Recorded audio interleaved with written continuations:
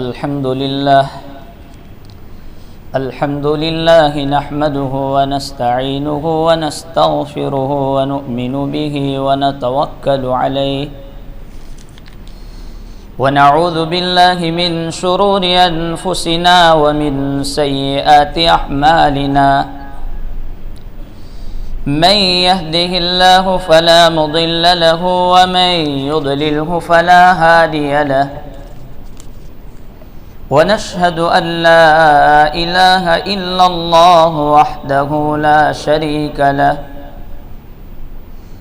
ونشهد أن سيدنا ومولانا محمدا عبده ورسوله صلى الله تعالى عليه وعلى آله وأصحابه وسلم تسليما كثيرا كثيرا وداعيا إلى الله بإذنه وسراجا منيرا أما بعد فأعوذ بالله من الشيطان الرجيم بسم الله الرحمن الرحيم إن الله يأمر بالعدل والإحسان وإيتاء ذي القربى وينهى عن الفحشاء والمنكر والبغي يعظكم لعلكم تذكرون صدق الله مولانا العظيم قال الله تبارك وتعالى في شان حبيبه إن الله وملائكته يصلون على النبي يا أيها الذين آمنوا صلوا عليه وسلموا تسليما اللهم صل على سيدنا محمد وعلى آل سيدنا محمد وبارك وسلم. قابل عزت تکریم معزز بزرگان محترم اور عزیز ساتھیوں، گزشتہ چند ہفتوں سے قرآن کریم کی جو آیت کریمہ میں نے خطبے میں پڑھی، اسی آیت کریمہ کے متعلق گفتگو چل رہی ہے. یہ آیت کریمہ بہت ہی جامع ہے، جس کو ہر خطیب جمعہ کے خطبے کے اخیر میں پڑھتا ہے. اس آیت کریمہ میں اللہ رب العالمین نے چند باتوں کا حکم دیا اور چند باتوں سے روکا. معاشرت اور سماج کو اگر امن و سکون چاہیے تو ان باتوں پر عمل کرنا بہت فائدہ دے سکتا ہے، اور ان باتوں پر عمل نہ کرنے سے معاشرہ اور سماج میں بے چینی پھیل جاتی ہے. اللہ رب العالمین نے پہلی چیز کا حکم دیا، ان اللہ یأمر بالعدل، کہ وہ رب تم کو، بے شک رب العالمین اللہ تم کو عدل کی تعلیم دیتا ہے، انصاف کا حکم کرتا ہے. اس پر گفتگو ہو چکی. والاحسان، اور احسان کرنے کا حکم کرتا ہے. احسان کے بہت سارے ترجمے ہوتے ہیں، جس کو گزشتہ میں نے کچھ ذکر کیا کہ احسان عبادت میں بھی ہوتا ہے، جس پر میں نے ایک روایت بیان کی تھی، حدیث جبرائیل، ان تعبد اللہ کأنک تراہ فإن لم تکن تراہ فإنہ یراک، کہ عبادت رب العالمین کی اس طرح کرو کہ ہم خدا کو دیکھ رہے ہیں، اگر ہم اس کو نہیں دیکھتے تو وہ تو ہم کو دیکھ ہی رہا ہے. اس کے بعد والدین کے ساتھ احسان کا معاملہ، معاشرت میں احسان کا معاملہ، لوگوں کے ساتھ احسان کا معاملہ.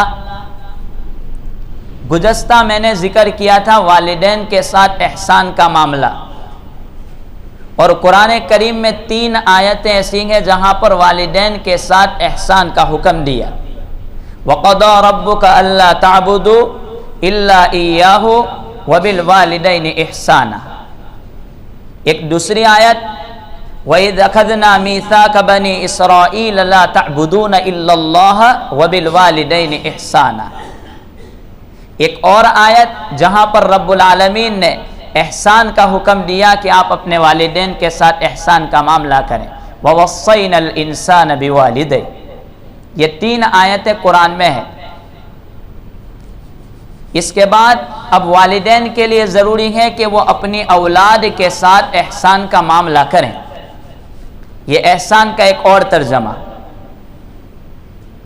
اس لیے کہ اولاد یہ اللہ تبارک و تعالیٰ کی اتنی بڑی دولت ہے کہ اگر آدمی پورے طریقے پر کوشش کر لیں، دنیا کے بڑے بڑے ڈاکٹروں کے ساتھ جاویں اور وہ خدا اولاد نہ دینا چاہے تو کوئی مائی کا لال اولاد نہیں دے سکتا. اولاد اتنی بڑی دولت ہے کہ جو دنیا میں تو دنیا میں، آخرت میں بھی بہت سارے فوائد اور فائدے اس سے ملتے ہیں. دنیاوی زندگی میں چین سکون کا سہارا ہے، دنیاوی زندگی میں آدمی کے بڑھاپے کا سہارا ہے اور آدمی کے کاموں کا سہارا ہے، اور آخرت میں ترقی درجات کی بلندی کا اور مغفرت کا بہت بڑا ذریعہ ہے. قرآن کریم نے اس کو ذکر کیا، للہ ملک السماوات والارض یخلق ما یشاء یہب لمن یشاء اناثا ویہب لمن یشاء الذکور او یزوجہم ذکرانا واناثا ویجعل من یشاء وقیما انہ علیم قدیر. سورہ شورى. کہ ساری آسمان و زمین کی حکومت کا بادشاہ اللہ ہے، وہ جو چاہے پیدا کرتا ہے. یہب لمن یشاء اناثا، وہ چاہے تو کسی کو لڑکی دے دے اور جسے چاہے تو لڑکا دے دے، اور جسے وہ چاہتا ہے اس کو دونوں دیتا ہے، اور جس کو وہ چاہتا ہے اس کو باز رکھتا ہے، بغیر اولاد کے رکھتا ہے. وَيَجْعَلُ مَن يَشَاءُ وَقِيمًا إِنَّهُ عَلِيمٌ قَدِيرٌ. وہ خدا جاننے والا، قدرت والا ہے. تو یہ اولاد اللہ کا ایک عطیہ اور تحفہ ہے. اولاد کو دیکھ کر کے آدمی مرد اور عورت دونوں میاں بیوی اپنی آنکھوں کو ٹھنڈا کرتے ہیں. صرف ان کو دنیاوی تعلیم کے ساتھ وابستہ نہ رکھیں، بلکہ ان کے لیے اپنی آخرت کے سامان کو بھی تیار رکھیں. صرف یہ نہیں کہ اپنی مغفرت کا ذریعہ، بلکہ اگر اپنی اولاد کو صحیح معنوں میں نہیں ڈالا تو اپنے لیے بھی جہنم میں جانے کا بہت بڑا ذریعہ بن سکتی ہے. آج کل اپنی اولادوں کے بارے میں پاکی کا خیال نہیں رکھا جاتا، حالانکہ شریعت نے پاکی کا بہت لحاظ رکھا ہے. الطہارۃ شطر الایمان اور النظافۃ نصف الایمان، یہ احادیث ہے. نیپی وغیرہ پہنا دیتے ہیں، اور اگر اس نے اندر پاخانہ بھی کیا تو دن بھر وہ بدبو کے ساتھ گھما کرتا ہے. یہ گندگی اگر اسی کے ساتھ گھومتا رہے گا تو اس کے دماغ پر غلط خیالات اور اثر اس کے دل و دماغ پر پڑیں گے. پھر وہ اچھا سوچ نہیں سکتا، وہ غلط سوچتا ہے. بلکہ یہاں تک لکھا ہے کہ بچوں کو نالیوں کے پاس بھی گھومنے سے احتراز کیا کریں، کہ ان کو وہاں کھیلنے سے روکیں، کہ اس کی وجہ سے اس کے دماغ میں غلط خیالات داخل ہوں گے. شریعت مقدسہ نے اس کا حکم دیا ہے. بلکہ حکم ہے حدیث میں کہ مغرب کی اذان ہونے لگے، سورج غروب ہونے لگے تو اپنے بچوں کو گھر کے اندر کر لیا کریں. اس لیے کہ یہ شیطان کے آنے جانے کے، شیطان کے اثرات اور خیالات اس کے اندر وہ منتقل ایسے وقت میں کر دیتا ہے. بچوں کو راستوں پر نہ رکھا کریں، مغرب کا وقت ہو جاوے ان کو گھروں میں بند کر دیا کریں. تو ان کی پاکی کا جس طرح بڑے لوگوں کا پیشاب پاخانہ ناپاک ہے، اس طرح بچوں کا پیشاب پاخانہ بھی ناپاک ہے. وہ اگر ایسا رہے گا تو اس کو ناپاکی کے ساتھ پھرنے کی عادت ہو جائے گی، پھر وہ صحیح خیالات نہیں سوچ سکتا. شریعت مقدسہ نے حکم دیا، اولاد جب آپ کی 10 سالہ ہو جائیں تو آپ ان کے بستر کو الگ کر دو، چاہے دونوں بیٹیاں کیوں نہ ہو اور چاہے دونوں بیٹے کیوں نہ ہو. 10 سال ہو جائے بستر الگ.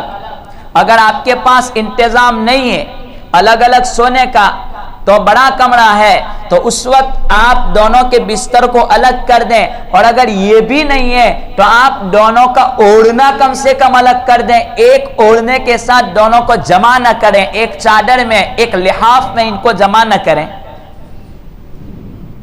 اور آج کل عالم یہی ہے، اگرچہ 10 سال کچھ نہیں ہو سکی، وہ کہتے ہیں کہ 10 سال میں بچہ کچھ نہیں کر سکتا، لیکن یہ غلط سوچ اس کے دل و دماغ میں داخل ہوتی ہے، پھر بڑا ہو کر کے یہی حالت۔ اور آج کل ہم دیکھ رہے ہیں حضرت نبی کریم صلی اللہ تعالی علیہ وسلم نے 1400 سال پہلے جبکہ تنگی کا عالم تھا، یہ تعلیم دی کہ اپنے بچوں کے بستروں کو الگ کر دیا کریں جبکہ وہ 10 سال کے ہو جائیں۔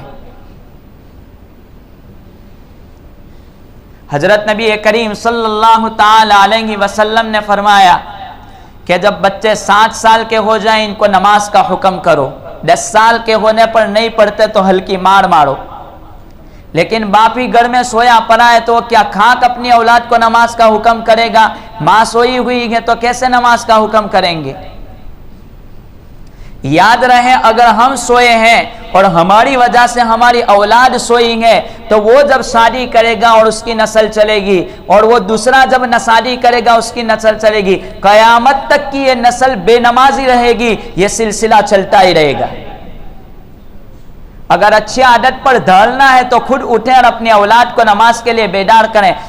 حالانکہ 15 سال کے بعد رجسٹر تو شروع ہوتا ہے، 7 سال پر حکم دیا کہ وہ 15 سال کے ہو جائے تو وہ نماز کو ادا کر سکے، اس لیے آپ 7 سال پر تاکید شروع کر دیں۔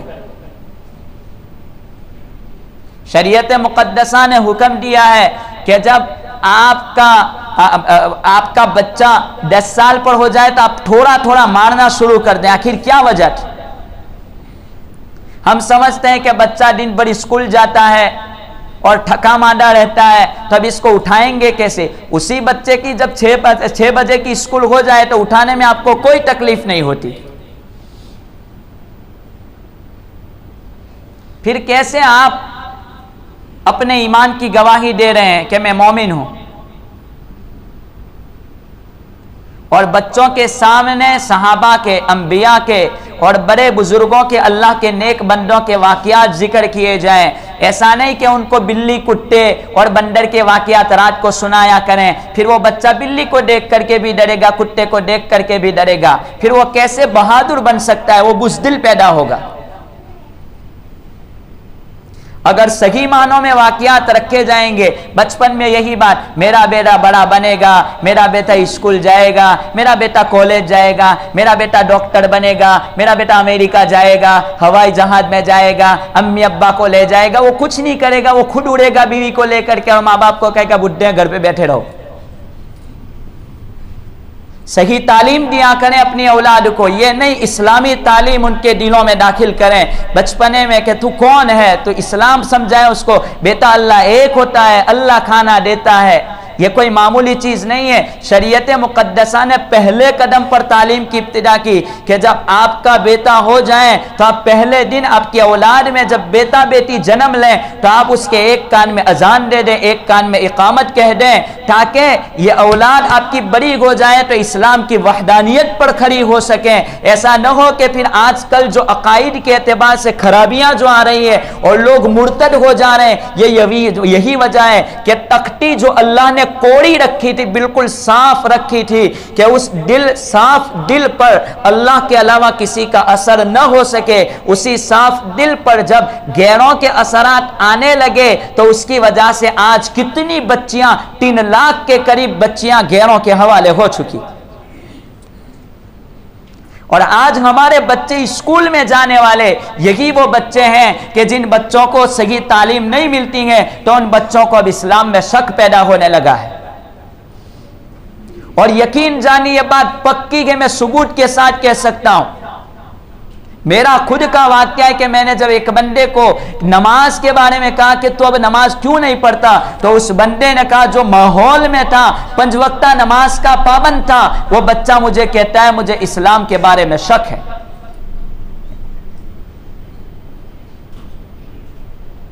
سوچنے کی ضرورت ہے۔ وجہ یہی ہے کہ بچپن میں جو تختی پر غلط عقائد ڈالے گئے اب وہ غلط عقائد مٹنے کا نام نہیں لے رہے ہیں۔ اللہ تبارک و تعالیٰ نے ایک ماحول دینی دیا ہے، تو یہ بچوں کے ساتھ احسان کا معاملہ ہے. اس کو سوچیں اور سمجھنے کی کوشش کریں. تو ماں باپ کے بعد یہ اولاد کے حقوق. اس کے بعد حکم دیا کہ یتیموں کے حقوق کی ادائیگی کریں. یتیم کس کو کہتے ہیں؟ ہمارے محلے میں اگر کوئی یتیم ہے تو اس یتیم کے حقوق کو پہچانیں، یتیم کے ساتھ احسان کا معاملہ کریں. ان کو اس نگاہ سے نہ دیکھیں کہ اس کے باپ نہیں ہے، یہ غریب بچہ ہے. اس کو محبت کی نگاہ سے دیکھیں. حضرت نبی پاک صلی اللہ تعالی علیہ وسلم کا ارشاد کہ آپ نے ہاتھ رکھا، نے اس ہاتھ کے نیچے جتنے بال آ گئے وہ تمام نیکیاں آپ کے نامہ اعمال میں لکھی جائے گی. ایک صحابی رسول صلی اللہ علیہ وسلم میرے آقا کے دربار میں آئے، آ کر کے گھبرائے ہوئے، اللہ کے رسول میرا بیٹا گم ہو گیا ہے اور میرے بیٹے کی تلاش میں نکلا ہوں، کسی نے دیکھا ہے؟ اللہ کے رسول صلی اللہ علیہ وسلم سوچ میں تھے. یہ بات چل رہی تھی کہ ایک صحابی نے کہا کہ جاؤ وہاں بچے کھیلتے ہیں، شاید آپ کا بچہ بھی وہاں کھیلتا ہوگا. وہ صحابی کہنے لگے ٹھیک ہے. دوڑے ہوئے وہ صحابی جا رہے تھے، حضور نے منع فرمایا رک جائیے. تو وہ صحابی واپس آئے. واپس آ کر کے اللہ کے رسول فرماتے ہیں آپ کا بیٹا اگر آپ کو وہاں مل جائے تو آپ اپنے بیٹے کو یا بنیہ کہہ کر کے مت پکارنا، او میرے بیٹے ایسا مت کہنا، اور اس کو گود میں اس وقت مت اٹھا لینا. وہ صحابی کہنے لگے او اللہ کے رسول وہ میرا بیٹا ہے، میرا چہیتا ہے، اگر میں اس کو یا بنیہ کہہ کر کے اپنی گود میں اٹھا لوں گا تو اس میں کیا نقصان ہے؟ حضرت نبی پاک صلی اللہ علیہ وسلم نے فرمایا اگر یا بنیہ آپ کہیں گے تو اس وقت کوئی یتیم بچہ بھی کھیلتا ہوگا، اس کے دل کو ٹھیس پہنچے گی، کاش میرا باپ بھی ہوتا تو مجھے بھی یوں گود میں اٹھا لیتا. تو احسان کا معاملہ، یتیم کا مال نہ کھا لیا کریں. اگر یتیم کے باپ کا انتقال ہو چکا ہے تو اس کے رشتہ دار اس باپ کے مال میں سے اس یتیم کے وراثت میں جو مال آنے والا ہے اس کو ضائع نہ کریں، ورنہ وہ اپنے پیٹوں میں آگ کو بھر رہے ہیں.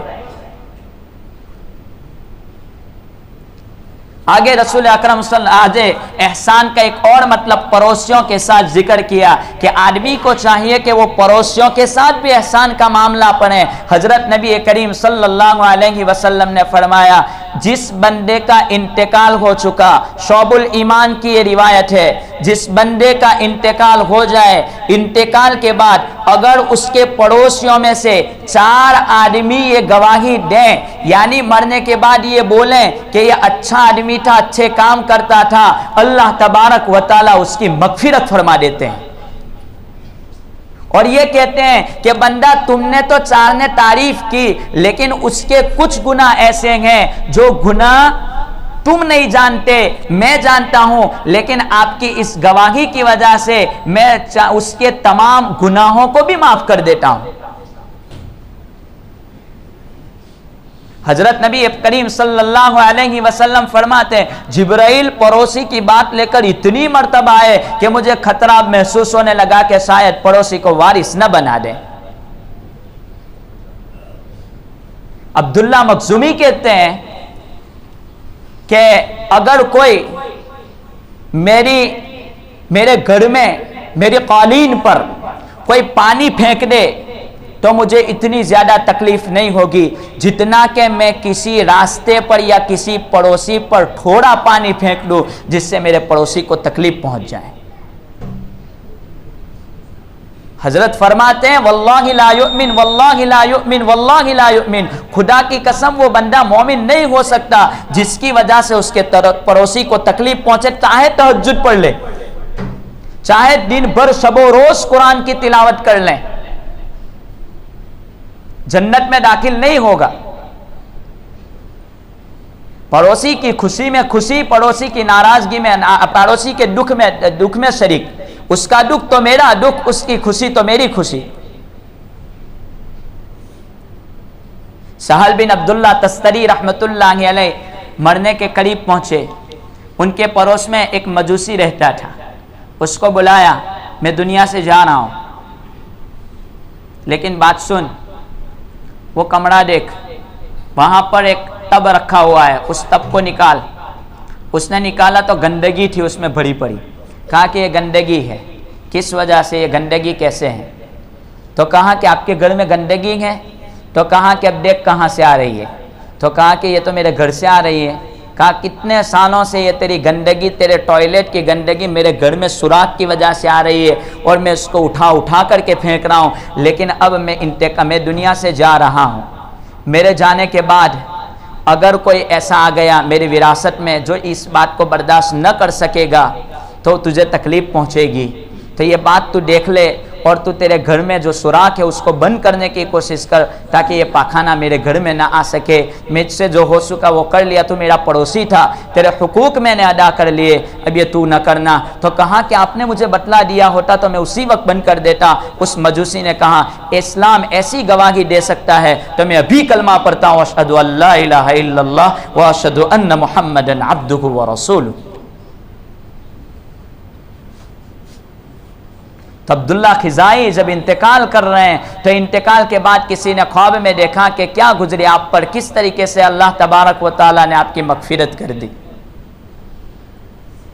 تو کہا کہ میں نے اپنے پڑوسی کے حقوق کو کبھی ضائع نہیں کیا، ان کے ساتھ صلہ رحمی کا معاملہ کرتا رہا، اللہ تعالیٰ نے میری مغفرت فرما دی.